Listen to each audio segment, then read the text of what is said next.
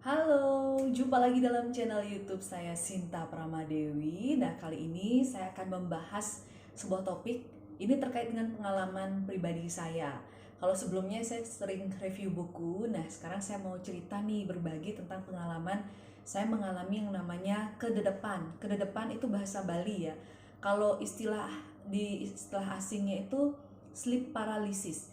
Kalau di Indonesia saya kurang tahu, tapi kalau di Bali dibilang kededepan. Kededepan itu kondisi seperti kayak kita tidur pas bangunnya itu kita nggak bisa bergerak. Kita sadar lingkungan kita, situasi di sekitar kita, tapi kita nggak bisa kontrol tubuh kita. Jadi kita kayak lepas gitu antara tubuh kita dengan jiwa kita. Itu rasanya gitu kan. Kayaknya kayak gitu.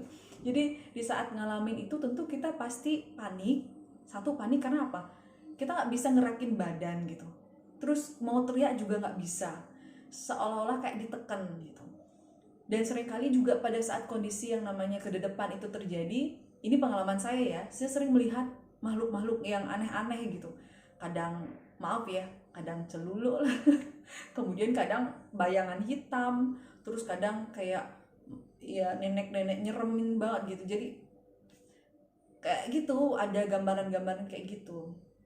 Nah, itu saya sempat pertama ngalamin yang namanya sleep paralysis itu saya ingat banget itu waktu SMP. Jadi saya ngalamin itu. Jadi dulu itu mikirnya tuh udah aneh. Kirain kayak ada black magicnya lah. Kayak ada, oh ini ada gangguan makhluk halus gitu. Jadi dulu mikirnya kayak gitu. Sampai akhirnya saya menikah. Nah di saat nikah ini saya ngalamin juga masih yang namanya sleep paralysis gitu. Kededepan gitu. Akhirnya saya penasaran ada apa sih. Akhirnya saya jumpa sama mentor saya, salah satu mentor saya itu Coach Hendra juga, yang sudah membantu saya.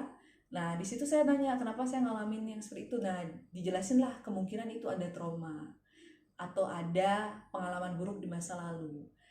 Kemudian akhirnya saya browsing-browsing juga gitu, saya juga dapetin artikel bahwa itu disebabkan sleep paralysis atau kedepan itu adalah kondisi di mana kita tidur itu kan ada fase-fasenya sampai yang namanya kita berada di fase tidur yang lelap tanpa mimpi. Nah, di saat sleep paralysis itu adalah saat kita sudah tidur lelap, tiba-tiba otak kita tuh kebangun sedangkan tubuh kita itu belum nyampe di fase bangun normal, sadar normal, sehingga akhirnya kita ngerasa kayak kita nggak punya kontrol terhadap tubuh kita ini, jadi kayak susah digerakin gitu.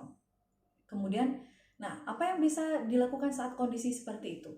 Nah pengalaman saya saat mengalami yang namanya kededepan atau sleep paralysis itu, saya ngerasa saya nggak bisa bergerak, yang saya bisa gerakin cuma jari-jari dan juga jari kaki gitu. Kemudian saya masih sadar dengan nafas. Jadi yang saya lakukan pada saat itu ya, awalnya saya nggak tahu nih. Awalnya tuh saya tuh berusaha untuk melawan, saya teriak gitu, gitu. Terus akhirnya bangun gitu. Pas bangun itu kondisinya itu capek banget, rasanya capek banget gitu. Terus lagi kadang saya tidur lagi ngalamin hal yang sama lagi, ngalamin yang namanya paralisis sampai saya takut untuk tidur gitu. Nah setelah saya pelajari akhirnya caranya itu ternyata sangat mudah. Pertama, di saat kondisi sleep paralysis atau kedepan terjadi, pertama adalah ingat dengan nafas, kita masih bisa bernafas gitu kan. Jadi atur nafas kita, mulai keluar masuknya udara di hidung kita itu diatur. Kalau bisa ambil nafas panjang, terus hembuskan perlahan. Nah, terus pelan-pelan itu gerakan jari kita, gerakan jari-jarinya. Nanti dengan sendiri kita bisa bangun gitu. Atau nih, saya juga pernah itu yang nyobain dengan cara ya saya pasrah. Ya udahlah, saya pasrah gitu. Mau apapun yang terjadi gitu, saya pasrah. Akhirnya ujung-ujungnya satu saya bisa bangun, terus ujung-ujungnya juga bisa saya malah lanjut tidur gitu dan besok paginya baru bangun gitu kan. Nah, itu dah pengalaman saya tentang sleep paralysis. Ya biasa memang dikaitkan dengan yang hal-hal gaib. Lalu apakah sekarang saya masih mengalami itu? Ya astungkara gitu loh. Sekarang itu saya sudah sangat-sangat berkurang sekali yang namanya mengalami sleep paralysis karena saya sudah mengetahui itu. Nah, kenapa bisa seperti itu juga? Saya juga mengikuti yang namanya 21 hari tantangan untuk keberlimpahan atau challenge yang abundant.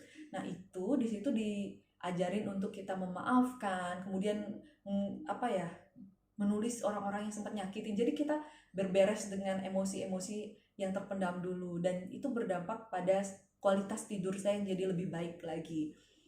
Oke, lanjut lagi ke tentang kedepan ini. Nah, kemudian kedepan ini juga karena kecapean. Kalau kita udah kecapean gitu, itu juga bisa bikin kedepan. Jadi untuk menghindari itu ya hindarilah kita kecapean gitu, biar kalau emang jamnya udah tidur ngantuk ya udah tidur aja gitu, jangan nunggu sampai larut malam. Dan kadang juga posisi tidur nih, biasanya kalau tidur kita terlentang ke atas kayak gitu, itu biasanya rentan dengan yang namanya sleep paralysis. Nah, coba ubah posisi tidurnya mungkin ke samping gitu kan, jadi biar nafas lebih lega gitu. Itu biasanya, dan juga jantung kita nggak ketekan gitu kan, jadi membuat keleluasaan lah saat kita tidur, saat kita bernafas. Ya, demikian dulu yang bisa saya bagikan ya, semoga bermanfaat dan juga membantu teman-teman yang lain mungkin yang menonton video ini yang juga mengalami hal yang serupa. Jadi jangan melulu kita berpikir bahwa itu ada magic, ada makhluk gaib, jadi dibawa mistis-mistis. Jadi belum tentu itu.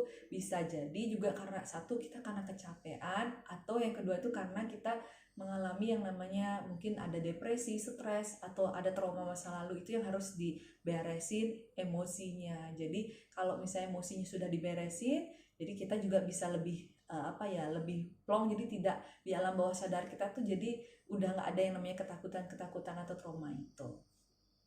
Demikian dulu yang bisa saya bagikan, semoga bermanfaat. Sampai jumpa lagi di video-video lainnya.